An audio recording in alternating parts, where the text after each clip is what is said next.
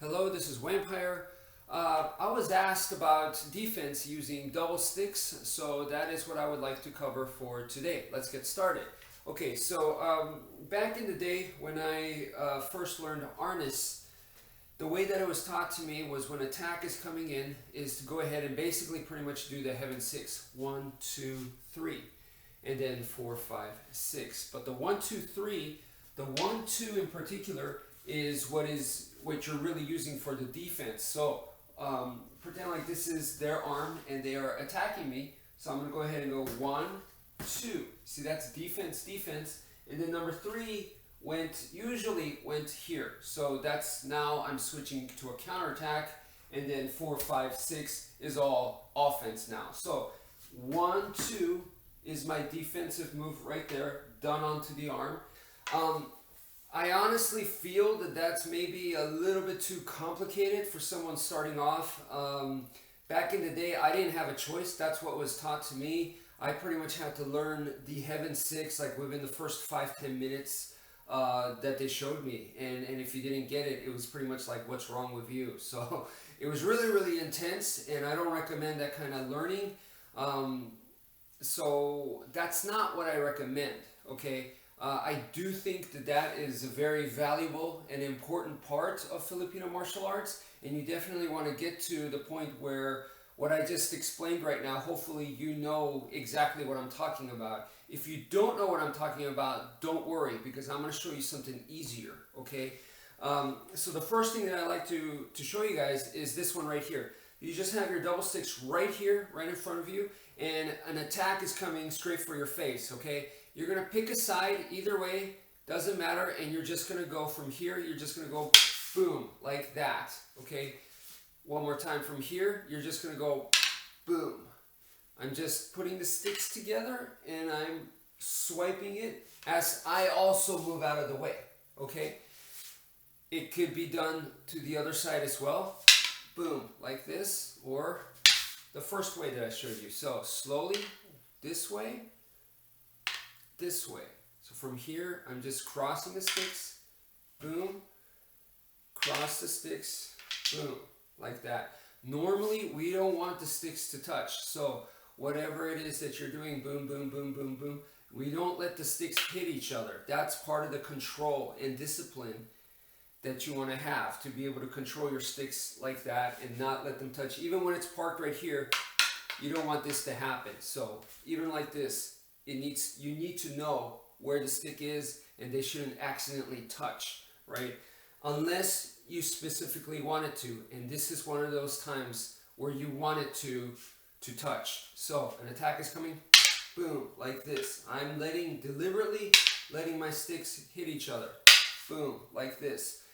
If it's a little bit lower, I could still do this, boom. So it's like aiming towards more like my chest area, boom. You see, no problem, boom.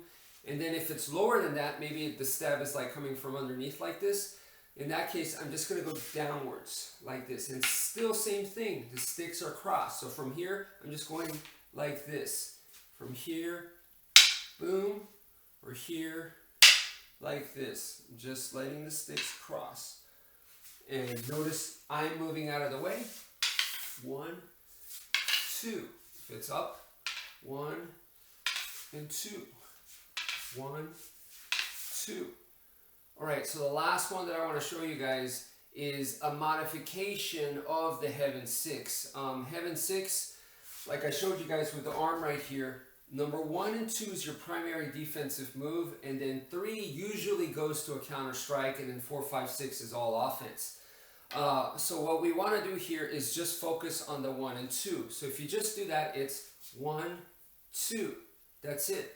1, 2. This is easy to remember. You guys should be able to understand and practice this by yourselves, right? So the far hand, so if an attack is coming over here, the far hand goes first. The far hand goes 1, and then it's the near hand, okay? So the far hand going first makes your body turn. And if you turn, now you are facing the attack. So that lets you deal with it a little better. So if it pushes you, you're like this. If you stay sideways, then you have to defend the attack pretty much with one arm. And then that's how this kind of thing can happen.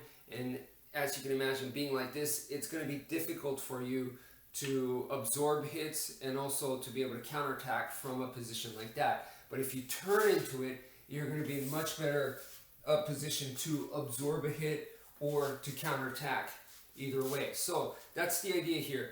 Number one, far arm, and then number two, okay, far, near. And you're going to do that with the other side as well. If attack is coming this way, far arm, near arm. So 1, 2, 1, and 2. To go into the heaven 6, 3, 4, 5, 6, no problem. 1, 2, and then there's a 3, and that takes you to half of the heaven 6. But you don't need to know that for right now. Just focus on 1, 2, 1, 2. And I've also recommended for you guys the real world everyday training aspect, which is you're doing the same thing now empty-handed. 1, 2, 1, 2. And if you notice this motion right here, 1, 2, 1, 2, this is not that different from the first motion that I showed you, which is like this. It's just boom, boom. The first one has a stronger, like, oh crap, this kind of effect where you're just trying to move out of the way. So it's more instinctive, more reflexive. That makes it very practical. The second one, the 1, 2, puts you more into combat strategy, and puts you more into getting ready to use your tactics and stuff. Boom, boom.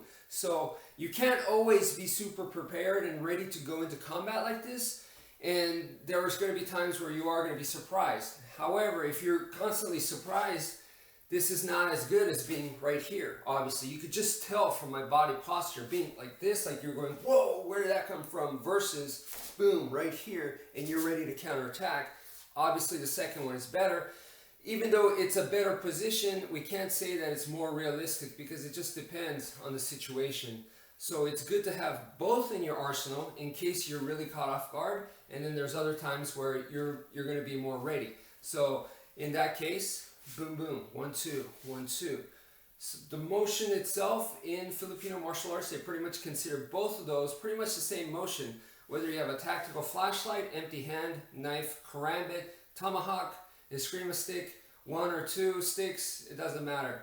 The same motion is pretty much at the core. So whether you change that into a tiger claw, a fist, palm strike, or a chop, or even an elbow, pretty much whether you're going this way or you're going 1, 2, we consider all of that pretty much the same motion. So that's the flexibility of Filipino martial arts, of Eskrima, Kali, Arnis.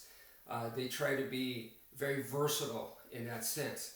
Now, going back to real world everyday training aspect is to do this same motion, 1, 2, in your everyday life. So, you know, if you're going by a piece of furniture or something, you just go 1, 2, like this, okay? If you're out in public and someone's passing by, you're gonna go 1, 2.